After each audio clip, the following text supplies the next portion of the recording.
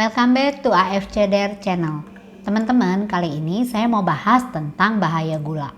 Sebetulnya, kenapa sih gula itu bahaya? Yuk kita bahas satu-satu ya.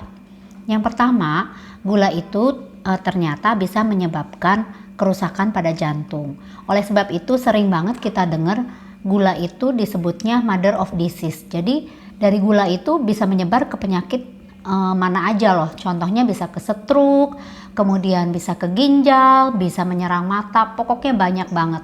Itu sebabnya disebut mother of disease. Itu yang pertama. Jadi juga bisa menyebabkan gagal jantung tadi ya. Yang kedua bisa juga menyebabkan sistem imun kita turun. Ketika kita makan gula biasanya setelah itu sistem imun kita bisa turun karena konsumsi gula yang terlalu banyak. Yang ketiga juga gula itu juga ternyata bisa memberi makan pada sel kanker. Untuk pasien-pasien yang memiliki riwayat kanker biasanya tidak disarankan untuk mengkonsumsi gula gitu, karena makanan sel kanker adalah gula itu sendiri gitu. Which is sangat bahaya banget kalau orang penderita kanker dikasih gula gitu ya. Nah, kemudian gula juga ternyata bisa menimbun lemak pada perut. Beberapa kita mungkin kalau yang perempuan, aduh kok saya buncit ya, susah turun berat badan. Mungkin aja itu adalah timbunan gula yang sering kita konsumsi gitu ya. Nah, jadi penting banget buat kalian di luar sana yang mau diet adalah hal pertama, kita harus cut off gula dulu dalam bentuk apapun gulanya.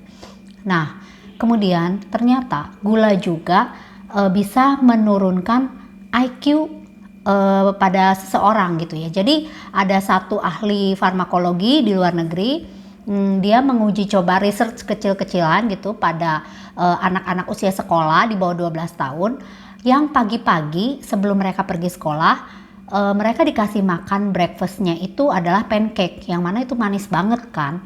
Nah, setelah mereka mengkonsumsi pancake pada pagi harinya, kemudian diadakanlah tes psikotes gitulah, uji IQ. Nah, ternyata hasilnya orang-orang anak-anak, maksud saya anak-anak yang misalnya IQ-nya tadinya 120, ketika mereka konsumsi gula dari pancake tersebut, tiba-tiba IQ-nya bisa menurun gitu. Jadi bisa menurunkan IQ juga gitu. Jadi ternyata sangat bahaya banget ya gula ini. Mungkin kita selama ini nggak sadar gula ini dalam bentuk apa aja. Yang ada di pikiran kita adalah suatu serbuk putih yang biasanya kita konsumsi di dalam kopi maupun gula, di dalam teh ataupun minuman lainnya gitu. Ternyata nggak cuman itu teman-teman, gula itu banyak banget di sekitar kita.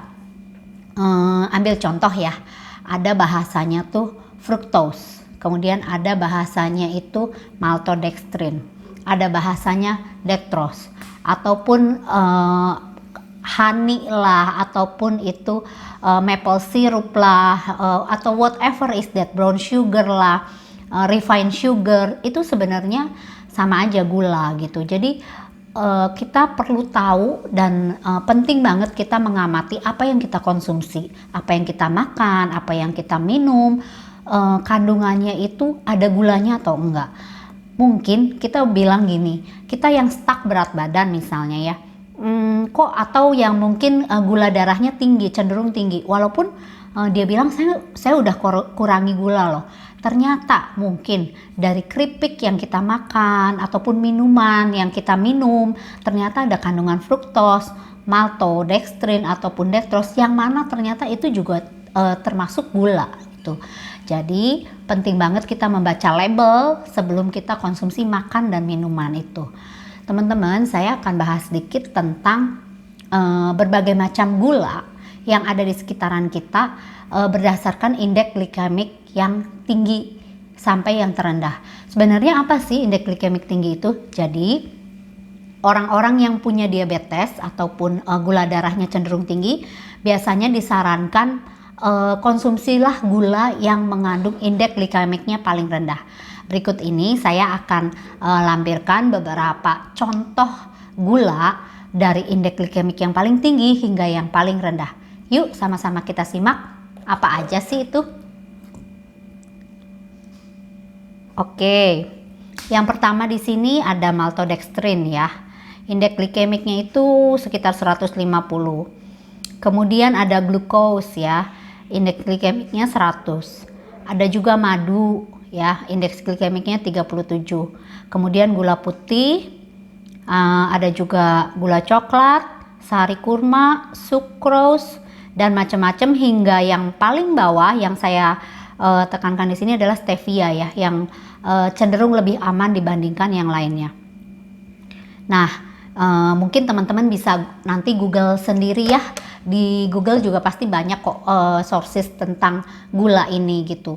Nah, teman-teman, mungkin dari yang tadi saya sebutkan kalian sedikit terkejut ya.